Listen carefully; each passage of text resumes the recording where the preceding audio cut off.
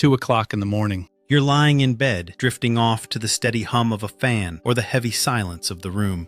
Your brain is finally starting to power down. And then, bam, out of the dark archives of your memory, it emerges. That exact moment 5 years ago when you waved back to someone who wasn't even waving at you. Or that time on a date when you said something so incredibly awkward that even the waiter looked away. You feel a physical cringe. Your eyes snap shut, and for a second you want to scream or literally sink through the mattress. It's been years, maybe even a decade. Everyone who witnessed your shame has long since forgotten it. Everyone except your brain. Let's be real. We all do this. We replay these horror movies starring ourselves over and over. We edit the dialogue. We imagine the perfect comeback, or we just sit there, paralyzed by the embarrassment. But here is what you need to know. This isn't a sign that you're a loser or that there's something wrong with your mental health. In fact, this midnight terror is proof that your internal security system is working at 110%. And today, we're going to look at why your brain is so obsessed with making you suffer over the tiniest mistakes of your past. Here's the thing.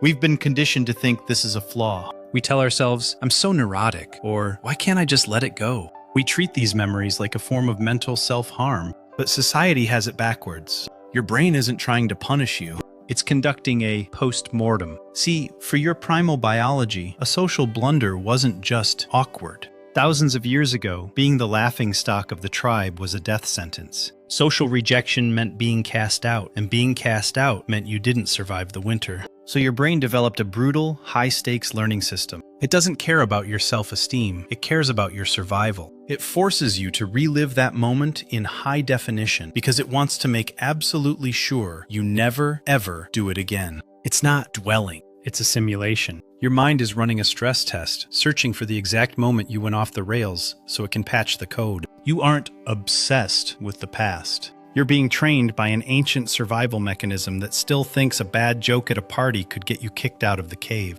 But to truly stop the replay, you have to understand the red marker effect in your amygdala. To understand why your brain is so obsessed with your failures, we have to look under the hood, into the black box of human evolution. You see, evolution doesn't care about your happiness.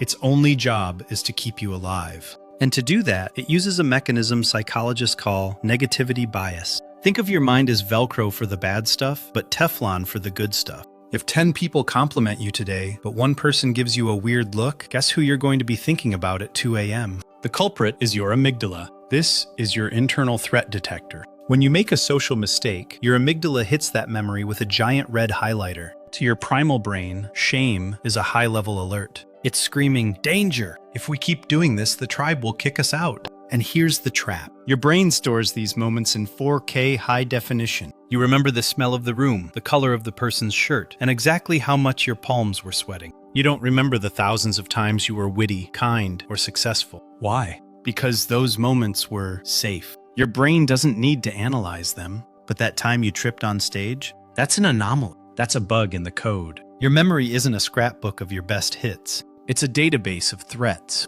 You're not just replaying a memory. You're being forced to study a crash report that, let's be honest, is about 10 years out of date. But here is the ultimate irony. While you're lying there in the dark, cringing at that one stupid sentence you said 5 years ago, the person you said it to is likely doing the exact same thing. But they aren't thinking about you. They're obsessing over their own stupid moment. In psychology, this is called the spotlight effect. We live with this persistent illusion that there's a massive stage light pointed directly at us, and that everyone around us is hyper-aware of our every awkward move, every stutter, or every stain on our shirt. But the truth? Everyone else is way too busy managing their own spotlight. You are the main character only in your own movie. In everyone else's memory, you're just a background character. You remember your failure in 4K detail. They probably just remember that the weather was decent that day. Think about it right now. Can you recall a deeply embarrassing moment from a friend's life? Something that made you look down on them for years? Chances are, you'd have to really dig to find anything at all. Now realize this. They treat your mistakes with the exact same level of total indifference. Our brains are naturally egocentric.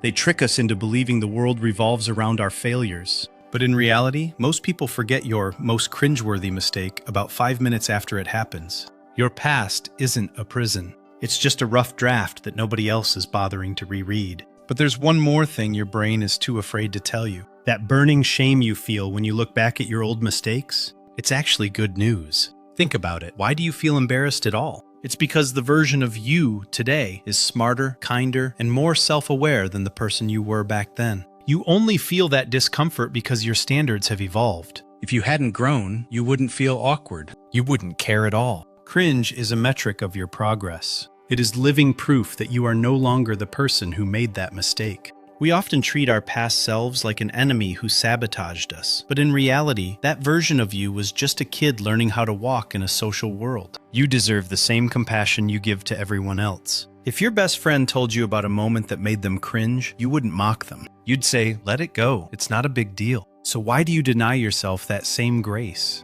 Accept your cringe as a graduation certificate from the school of life. It's the tax we pay for becoming wiser. And that bill has already been paid in full. So what do we actually do at 2 a.m. when our brain decides to hit play on that horror movie? You can't exactly evict your brain, but you can definitely change the channel. Try the decade test. Ask yourself, will this matter in 10 years? Will it matter in 50?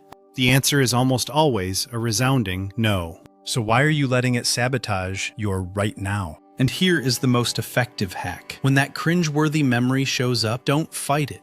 Just say to your brain, thanks for the report. I've received the data. Lesson learned. Don't argue with the memory, just acknowledge receipt. Once your survival brain realizes the signal has been heard, it usually stops broadcasting. You don't have to be perfect to be worthy of respect. Your story isn't just a highlight reel of triumphs. It's built on these awkward, messy, and human moments. They don't make you weak. They make you real. If this video helped you breathe a little easier today, then we've done our job. Drop your most ridiculous, cringe memory in the comments below. Let's bring them out into the light together. You'll be surprised how fast they lose their power when we're all laughing at them together. Hit subscribe to keep diving into the weird ways your mind works. And remember, the version of you from the past did the best they could with the tools they had. Forgive them. I'll see you in the next one.